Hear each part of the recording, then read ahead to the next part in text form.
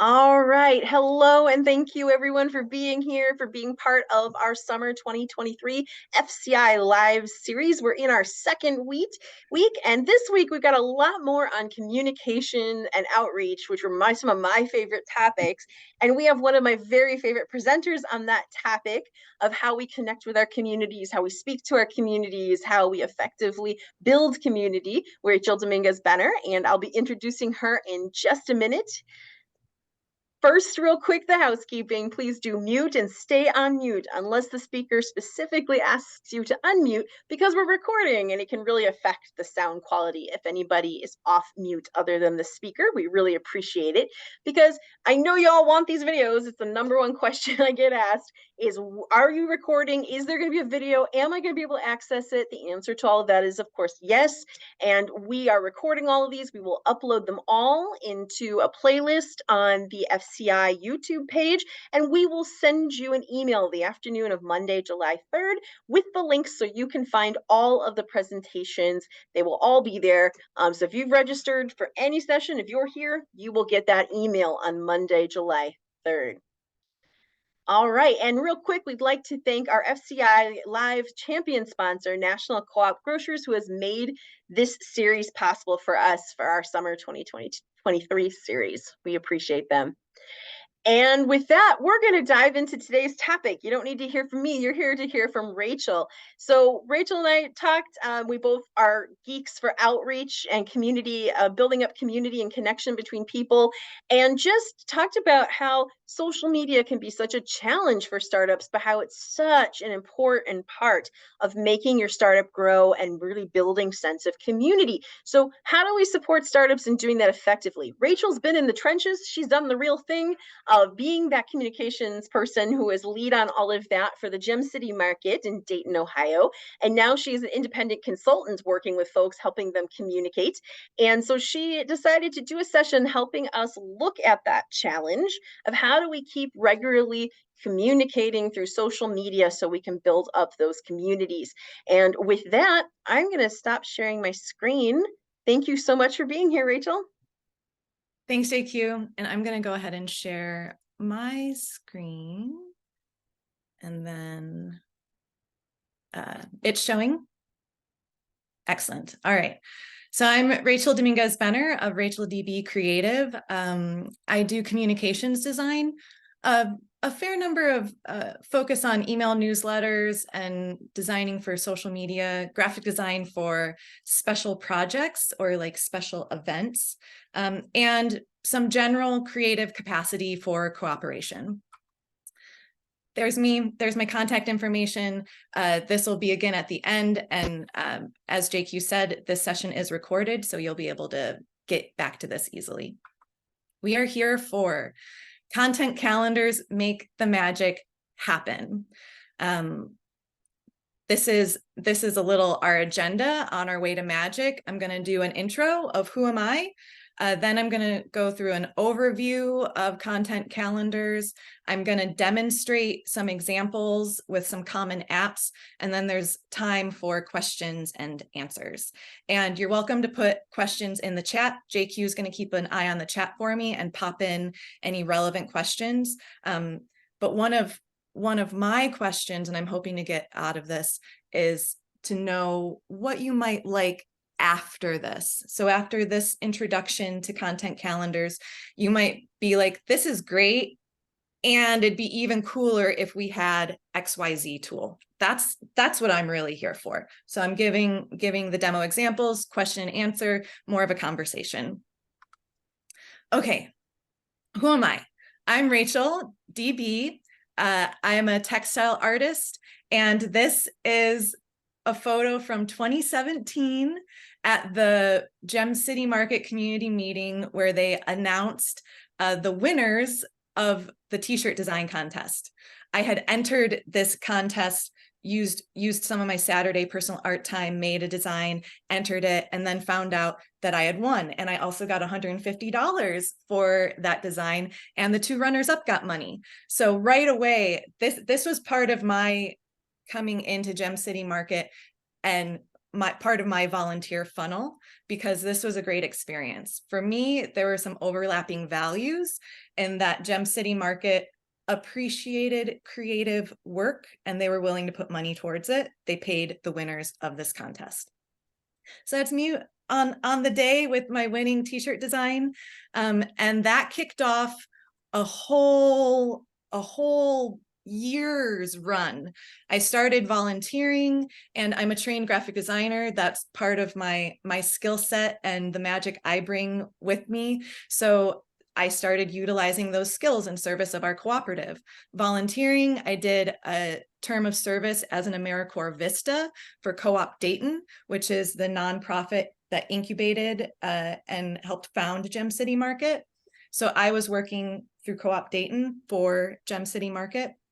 And then I transitioned to being a paid freelance consultant. So this is just a tiny smattering of my graphics work for Gem City Market over those years. We start at 2017 in the upper left, and then we can work our way through our receipt drive.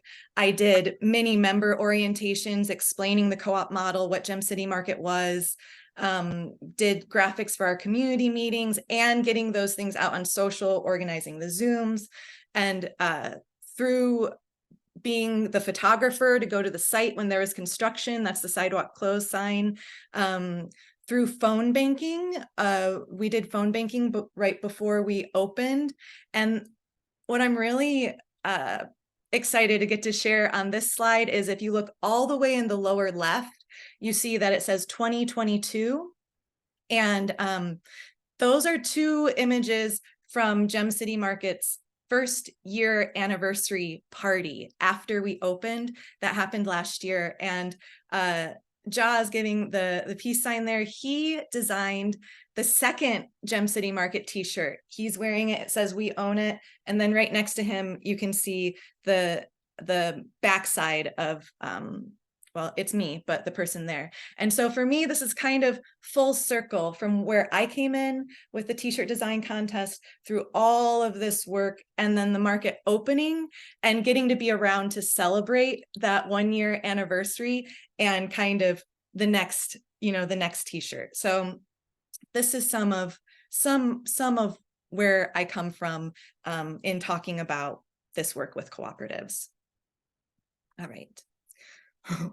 Okay, so the word magic is in the title, and this is a little bit some truth about magic. There is no magic wand. There is no magic content calendar.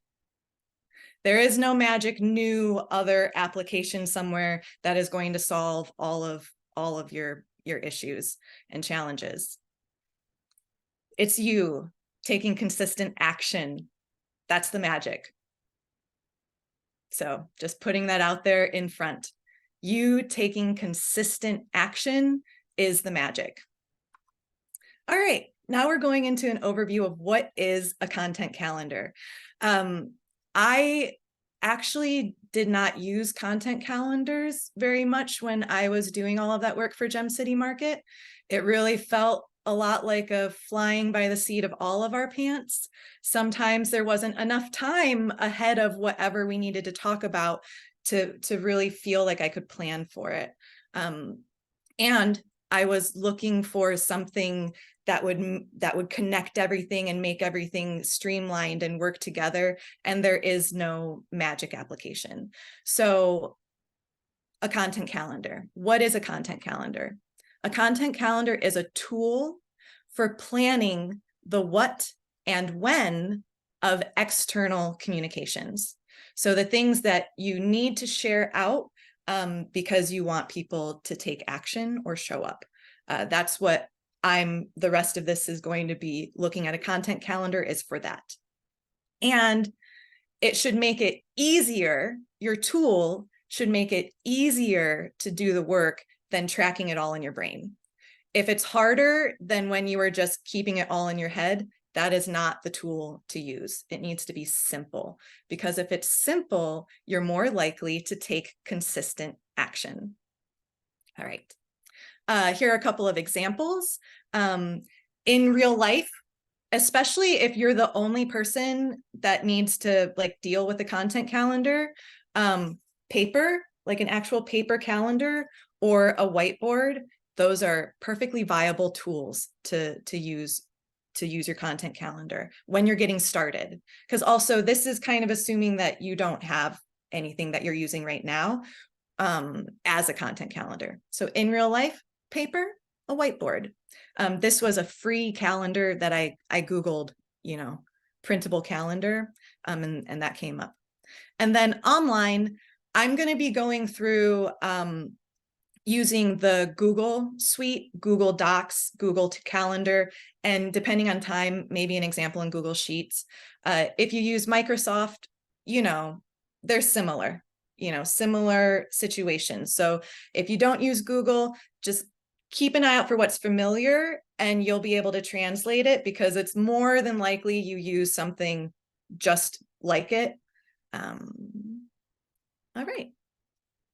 My goal for this session, I already gave you my ultimate goal, but my goal for this session is to demonstrate how to make a useful content calendar with an app that you likely already use.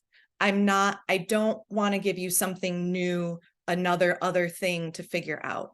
I want to give you a workable start using something you already are using. And I'm hopeful that as participants, everyone will take away one actionable good idea. It can be a tiny idea, like I'm going to show you how to change the colors on events in Google Calendar. That might be a good actionable idea for you to help organize.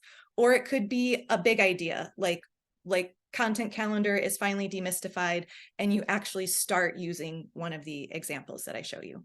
But keep an eye out for at least one actionable good idea. That's on you too. I'm here to demonstrate and present, but you have to recognize the idea and take it with you. Okay, so here are the apps I mentioned. I'm going to go through on paper, although I might not. We'll see in a second. It's cameras, the actually showing you that is more difficult. So I might just show us in Google Calendar and then show you how it translates to paper, and then Google Docs. The example I'm going to use starting from scratch, blank calendar, a blank document, and there's a big event in late July. The prep starts the same no matter which of the apps you want to try it out in. So we're starting with one event.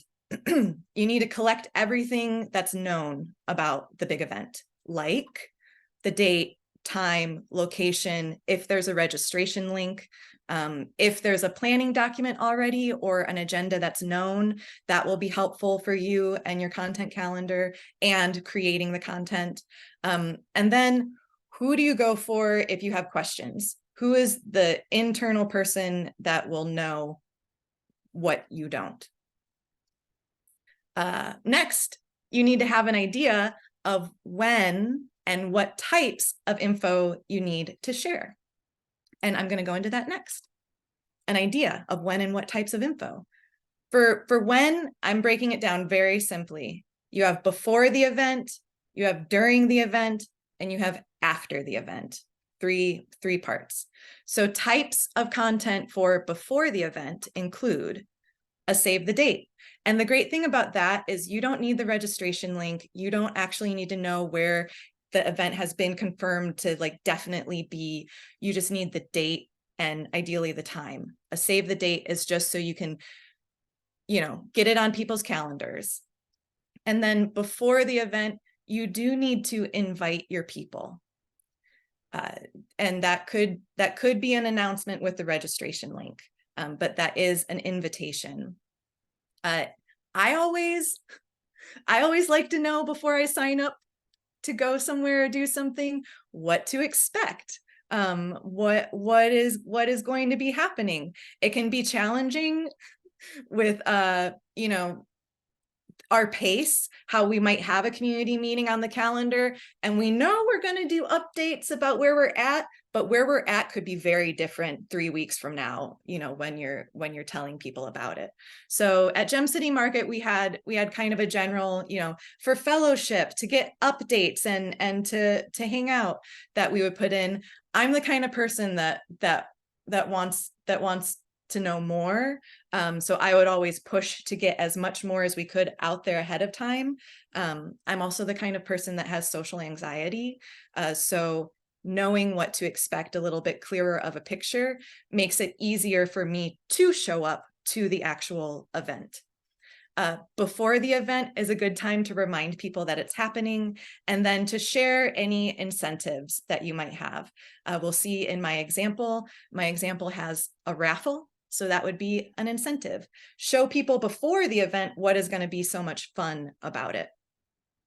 And then for during the event, I'm realizing now a distinction. This is for a public event. There wouldn't necessarily be during the event. If it's a more internal event, you do still want to get photos, but examples of during a public event, like a community meeting or a co-op fest that you might be part of.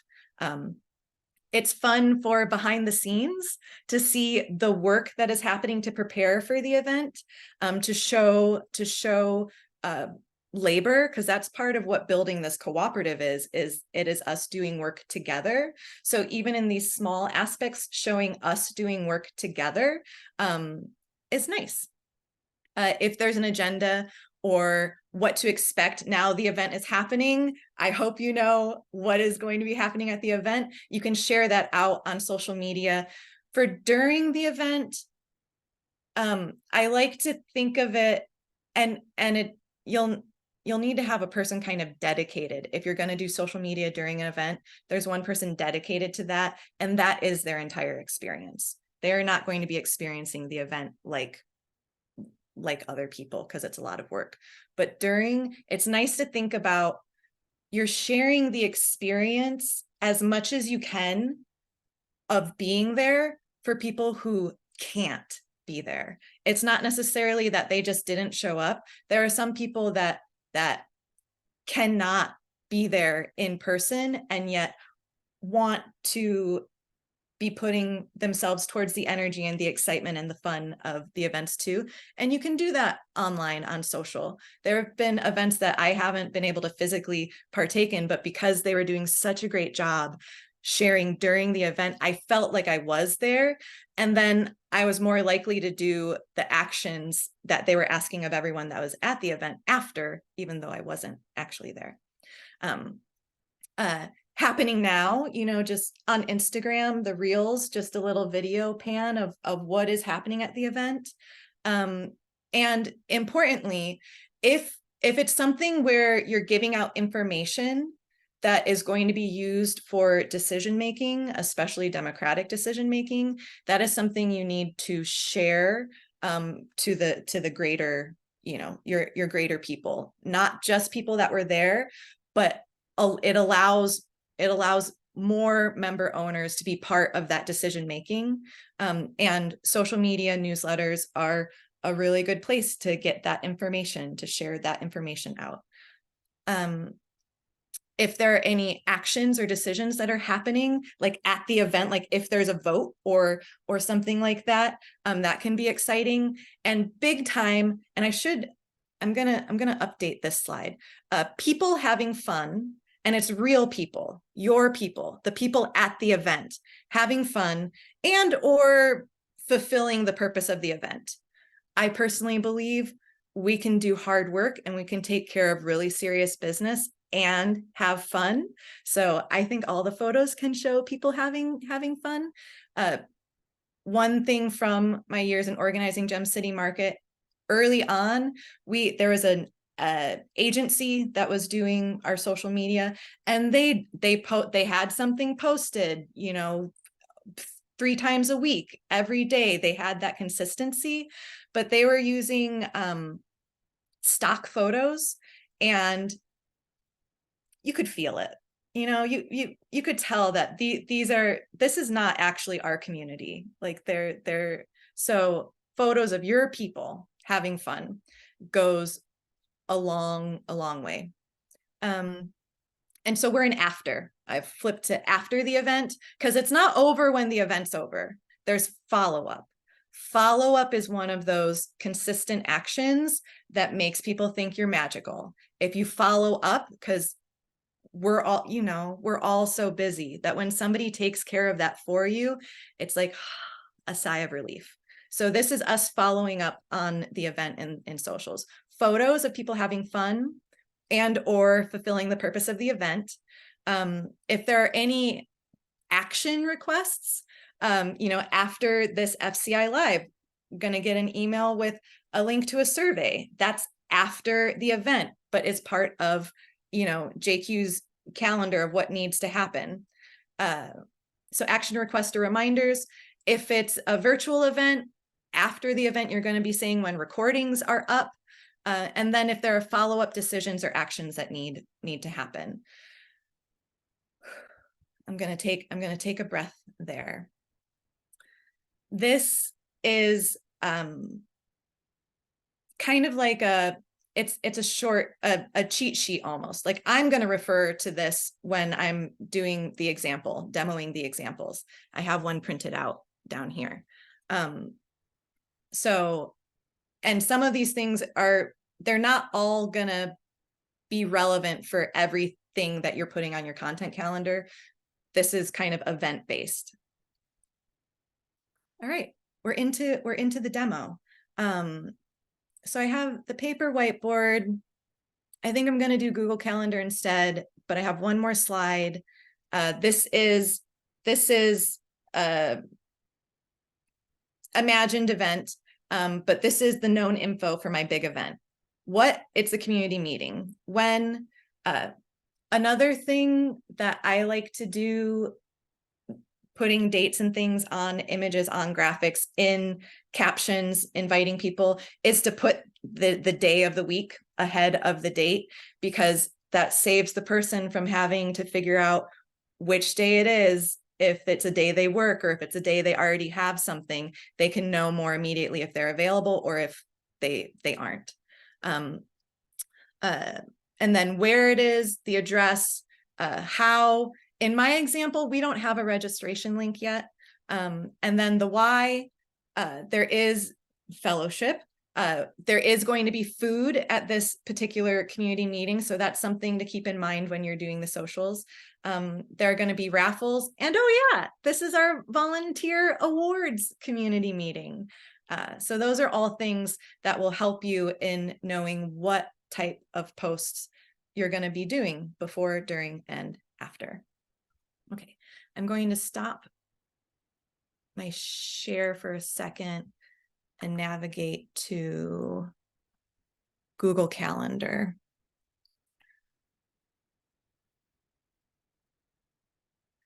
Okay, I use Google Calendar for most everything.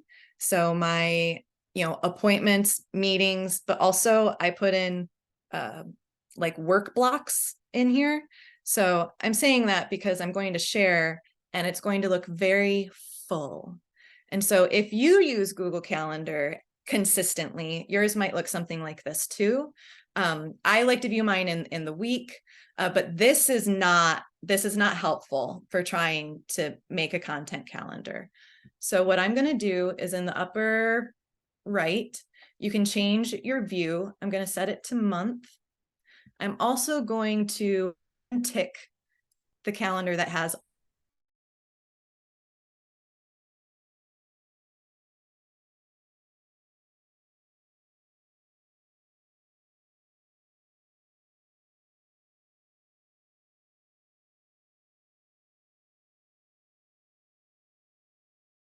you can just add another calendar, call it content calendar, and you can tick that one on and off the way you can tick the other ones on and off.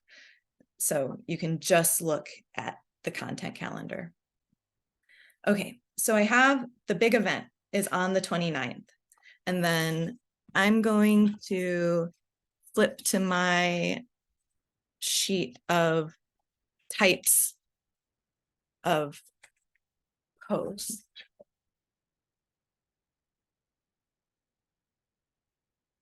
Okay, so then before the event, we need to save the date.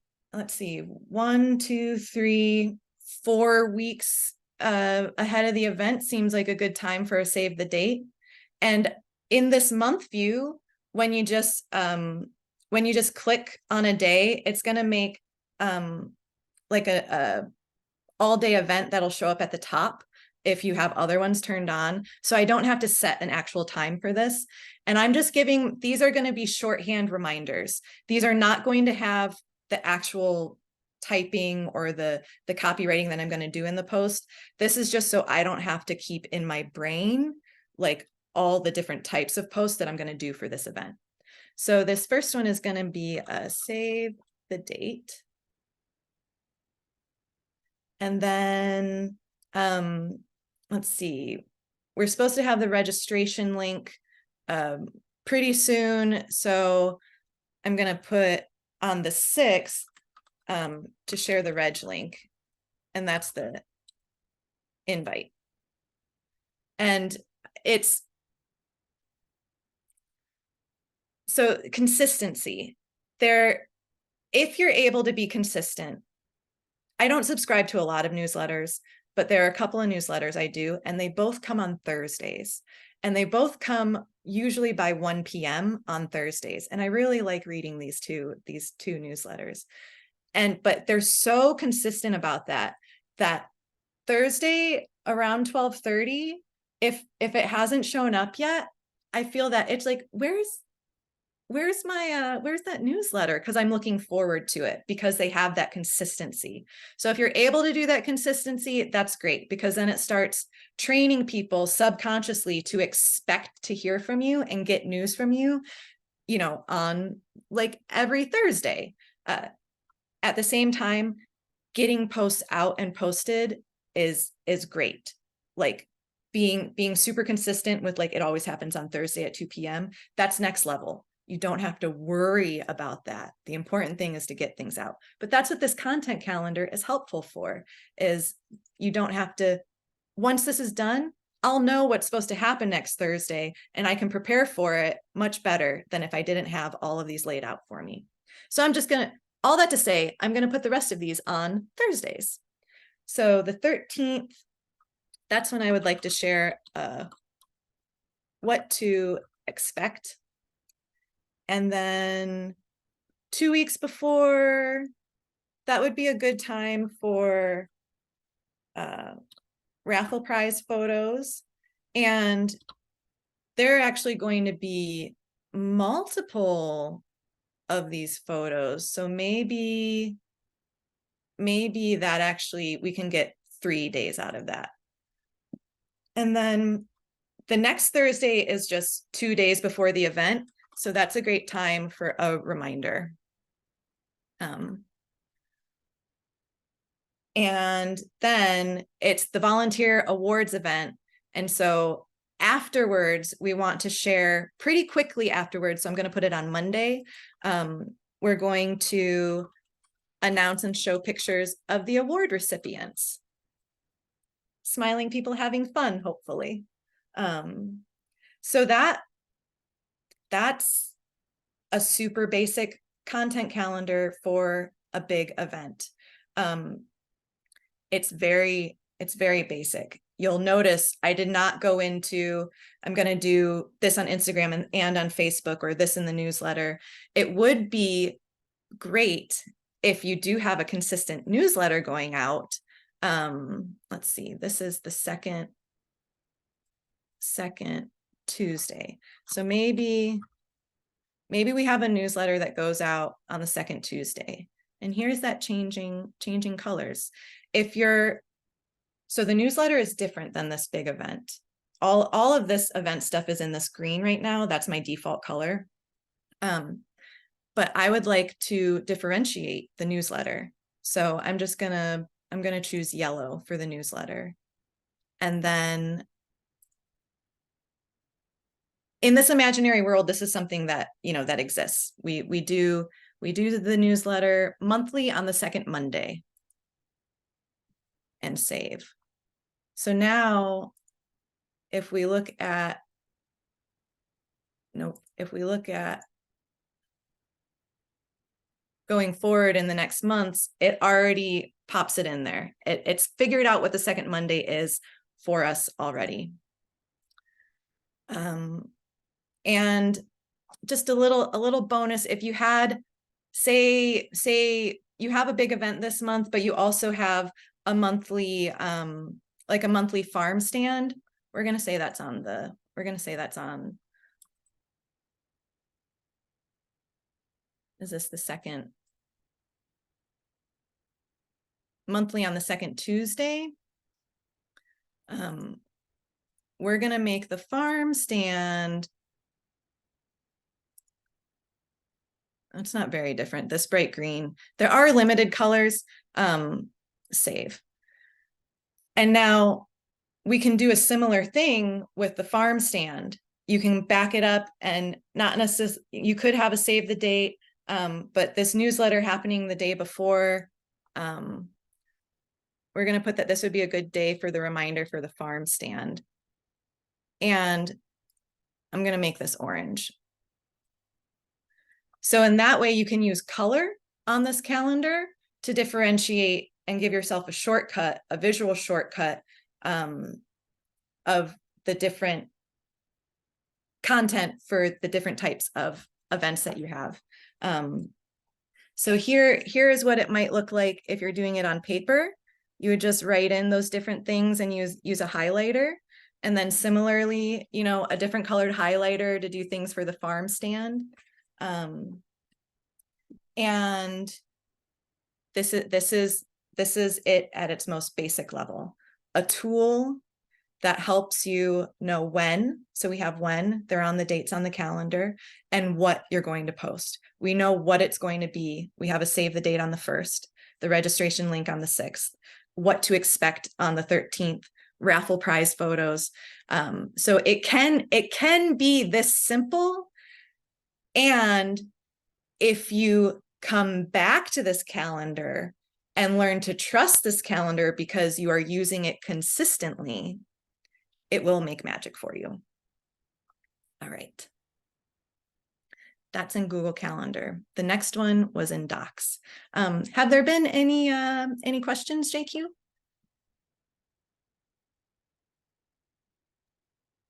So we have just one comment so far, which is, oh my goodness, you were speaking exactly to my kind of brain. Thank you. This is so amazingly helpful. Yay. Okay, wonderful, wonderful. All right. Well, with that encouragement and reaffirmation, we will continue on. Looking for, oh, I haven't done it yet. Okay, I'm going to stop my share again, just so I don't feel self-conscious while I navigate things on my computer. I'm just going to open up a new Google Doc.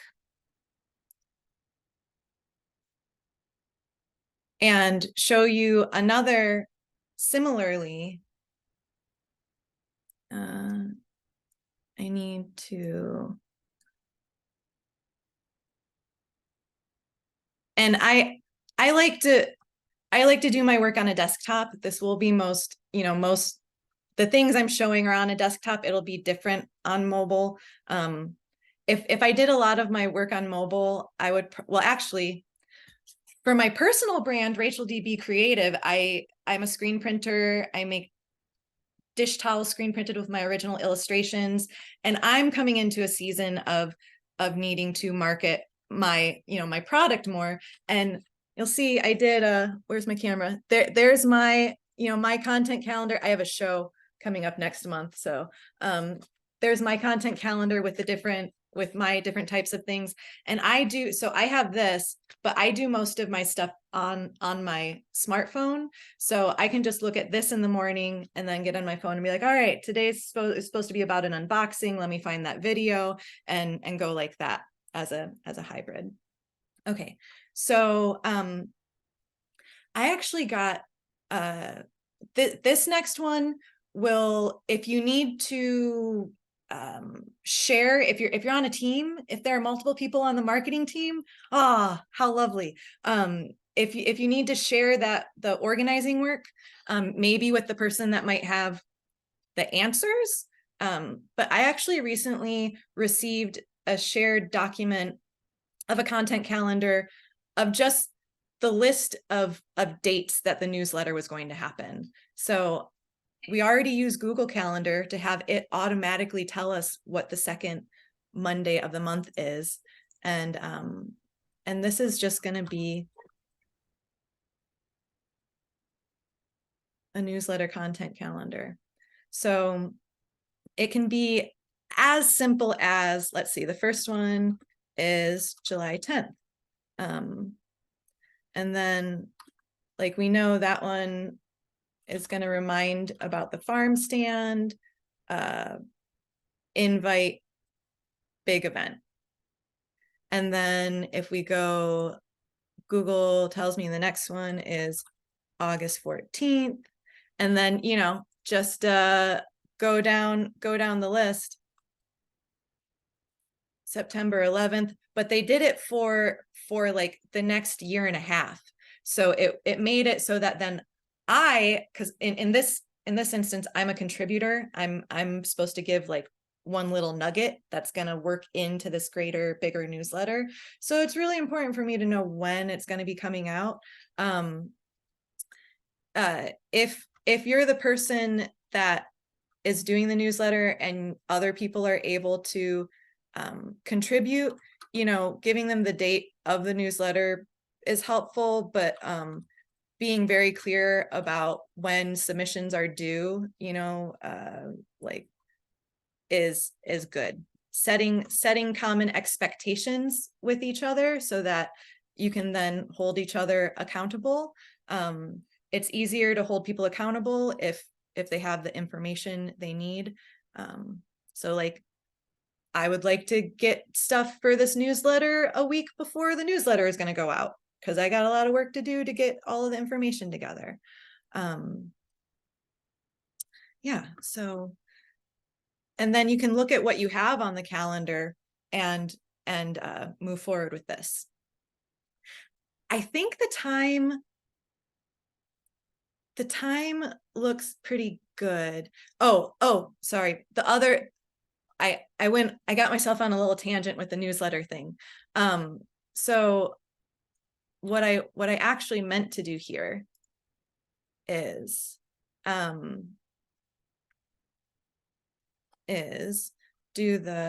just move your keyboard over. Okay. So July 1st, we're going to do save the date. July 6th, I'm just transferring the information over, and here you could start what to expect. So here you could start, I'm looking for the bullet points. You could start writing, you know, Facebook words, and then type in what would be good to put on Facebook, and then copy and paste most of that, and then do Instagram words, because there'll be some slight differences. You can do that, just all like get simple with it. This is what I encourage you for these like tools and applications, and how we're being told there's, you know, like just press the easy button. The question that I wish past Rachel had enough space to ask was, what is the simplest thing? Like, what is the simplest way I can do this with what I'm already using? That would have cut out so much time looking for a better solution, or like imagining it was some fault. Just back it up. What is the simplest? You need words, and you need to know when you're going to send it. Okay. I'm going to stop the share. There's a next level from this, which is going into Google Sheets, and then you can get very, you know, like I think that's beyond the scope of this particular workshop. But if there's interest in that, maybe we can talk about that, because you can do things like you know, put a date in, and then have, okay, if it's something that happens consistently, so you might do it this way a few times and then notice, oh, this community meeting, we always want to have a save the date 4 weeks before, a this 2 weeks before, a this 2 weeks before. Then you can make yourself a template and cut down even more of that work. You don't have to keep doing it every time. But you don't want to invest heavily in a template if you don't know if it's going to work. So that's why I say just start simple and then kind of shake out what's going to work for you in order to find what's repeatable for you. So yeah. We've got questions coming in. So is there a separate content calendar for each event with overlapping events? I add a brief title to each calendar event to remind me which event the task is for, or is there a better way? No, that's basically it. With the Google Calendar, that's one of the things that, and it takes, you know, another click, but that's one of the things I like the color coding for, is so that, and the farm stand, you know, in your calendar, if you color a repeating event something, it'll show up as that color in the future. So for me, that's how I'm kind of skipping the having to type, this is for the community meeting. The other pro tip, one thing I do pretty consistently is make a short 3-letter representation for whatever it is. So then, you know, it could be CE for community meeting, and then you don't take up all that space with all of those words when you want to actually see, all right, the community meeting, but all of these say community meeting, what am I actually supposed to be doing?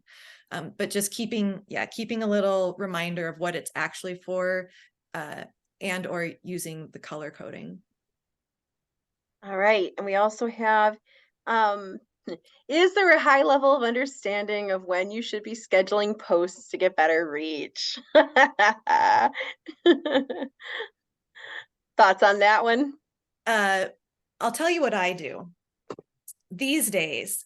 If you know, MailChimp, these big companies, no, they already know. They know, and they're telling us more often. So if in Facebook, I don't know, I don't think for Instagram, but in Facebook, if you're drafting a post for the future, you can schedule it, and in that little pop-up window, Facebook will ask, like, do you have a time you want to schedule it for, or do you want us to schedule it for when your audience is most active? And the several different ones I've been dealing with right now, it's evening time. It's like 8 p.m. You know, is when the it might be different for your group, but MailChimp also, it might be on a slightly higher tier. That might be a thing. But in the newsletters that I send, when you go to schedule it, it'll also tell you when the best time to send it is. But I think that might be, you know, on a slightly higher tier. No, I don't stress out too much. Okay, here's my take on that. Most of us are not at a level where that type of granularity is going to make the biggest difference. Most of us are at a level where we just need to get in the habit of consistently posting, whether that's on the daily or on the weekly, on, you know, the same day of the week. So my professional advice would be in the habit of consistently posting. And something else just occurred to me. I was remembering, because I've been looking back through some years.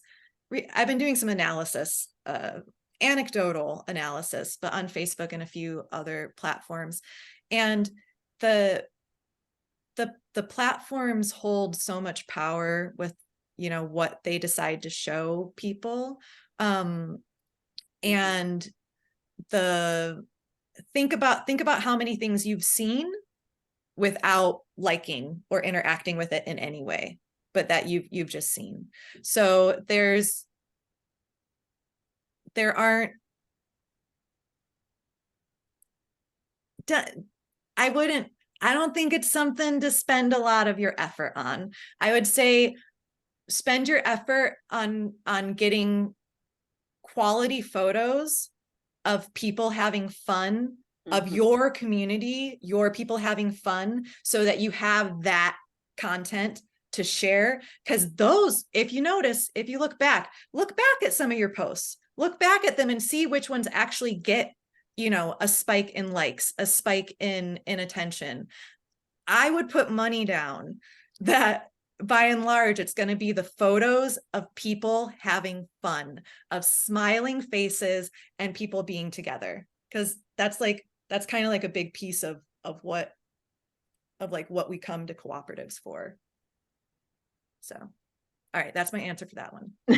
Excellent. So real quick, yes, there's interest in you illustrating how it would look in sheets. And the calendar and the doc, are those linked? Can you click from one to the other so they're more interactive? Good question. They are not, but the let's see. There is, okay, I'll share my screen again and we can discover this one together. Because I haven't been in here for this in a minute. Okay, so I'm on the calendar portion next to content calendar and settings and sharing.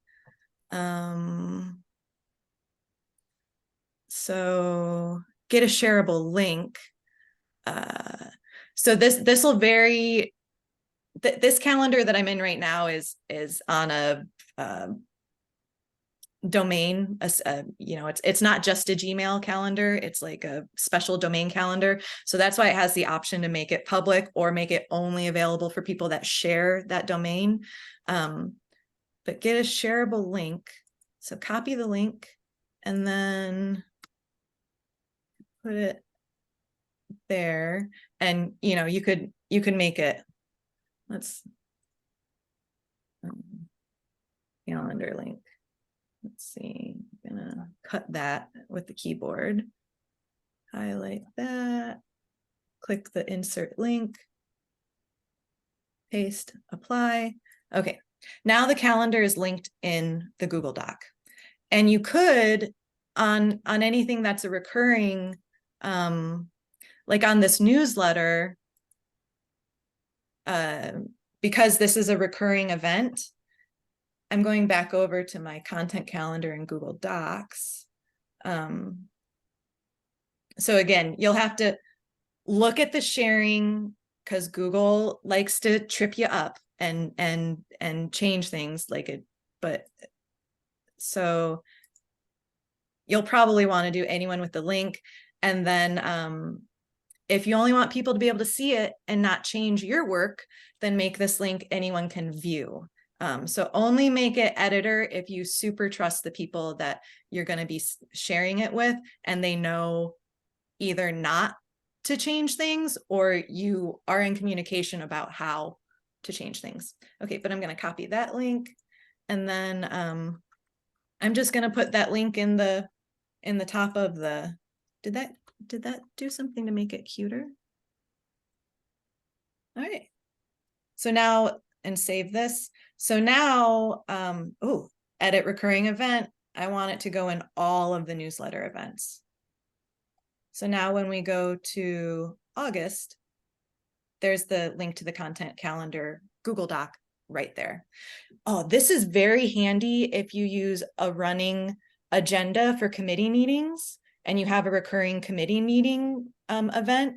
You just put the link to the running agenda in the calendar event and it's always there. And you use that same one document and just add for committees, you know, just add the next meeting on top. It's really saved some meetings I've been in, because then it's like how everyone knows how to get to the link. It cuts down on that time of, oh, which doc is it? I don't remember what I called it or what did you call it? It cuts down on all of that. So So yeah, great question. Thank you. We have Ursula's commenting that they pay to boost posts and they feel it's really worthwhile. They only spend $50 a month and they feel like they get a real return for that using Facebook Meta. So just I think she was sharing that that's a real hot tip for them and has worked.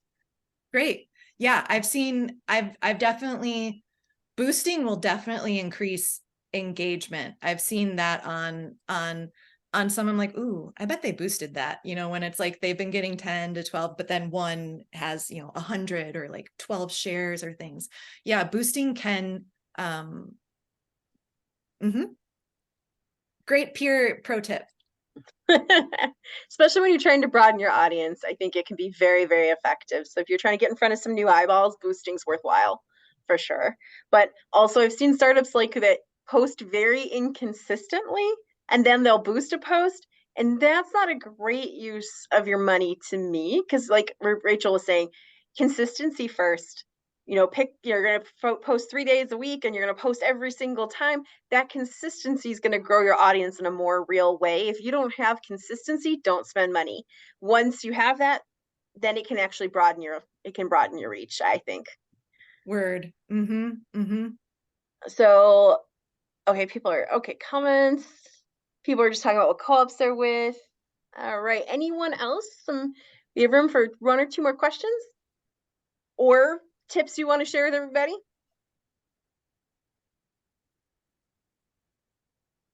All right. Oh, yep, you have to post a lot and boost the big ones, very much so, Ursula. Yep. So if you don't have that consistency, start with the calendar, get consistent. All right. So I guess we did hear that the kind of next level, like in Google Sheets, would be of interest because I have a Google Sheet that it is helping me plan and track some multi-stream situations. I've got the Facebook, I've got the Instagram, I've got the hashtags, I've got, a column for the particular link that is good for that one. And it started very similarly with like, what is the simplest way I can organize this for myself? So cool. Are there, oh, right. My question is, were there any other like little, oh, I wish, like, this is great. I wish there were a little bit more of this piece? Can you please speak to your comment about the different words for Facebook versus Insta? Sure. A very brief example. On Facebook, you can include a link right within the words of your post that will be clickable. So you can say, click here. Here's the link to do the survey. In Instagram, you're gonna have a link in bio. You're not going to be talking about that link in the same way. That's one of the main thing. Just being aware of, somebody's on Instagram and it's like, click this link, and then there's this link and it's like, you can't, that's not a thing here. But you can have more than one link in your bio now. Yep, which is nice. Or you can get a link tree or whatever. But so I'm going to ask the question, Rachel's question again. Was there something that she touched on today that you're like, oh, I'd love to see another presentation on X, or I'd like to hear this expanded? We definitely I'm going to focus in there for just a second before we take some questions that are a little less correlated. So,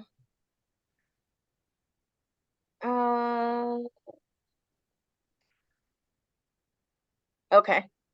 People are getting into a project management conversation over here. All right, so maybe some project management basics. Yeah, I think I see something about Asana and project management apps. And my real quick, my like 15-second, hopefully not longer than a minute on that is they're very powerful. In my experience, it's too much of a lift to actually organize things to make it easy for people to use it consistently. So I've tried but you also have to have buy-in. Like everybody has to be down. Like we're doing Asana. All right, we're going to learn it. We are going to try it. We're going to use that. And if you don't have that full buy-in, you're going to end up with one person who's like getting all of these notifications and managing everything. And like people aren't actually checking off when they do things. So it ends up being more difficult than if you just kept everything in your head. So that's kind of my litmus for like, is this tool going to make my life easier, or like, should I keep going? Is this easier and better than when I was just doing it all in my head? No. All right, I'm not going to use that anymore. All right. I'm going to wrap us up there and thank Rachel so much for being here. And we get this slide back up. And thank you again to Rachel for being here, being a part of this. We did record it, of course. You'll be getting that recording. And I think she heard you loud and clear about wanting a session on Sheets. So I'm sure she'll be back to join us. Thanks, Rachel. And just letting you know, we have these coming up, but I want to mention real quick, actually Wednesday night, so it's the Wednesday at the 7 p.m. one that isn't quite on here, is actually about a project management tool in a startup that chose to take on a project management tool and just found a way to make it really effective for them. They had that buy-in question that was really big. But if you want to hear a case study of taking on a project management tool and making a board actually commit to it and make it functional, that's going to be Wednesday night with Fertile Ground. So these are what's coming up today. We have 2 more today, and jumping into some very different topics, pro formas, point of sale systems tomorrow. So please do join us. And once again, we want to thank our sponsors for making the series possible.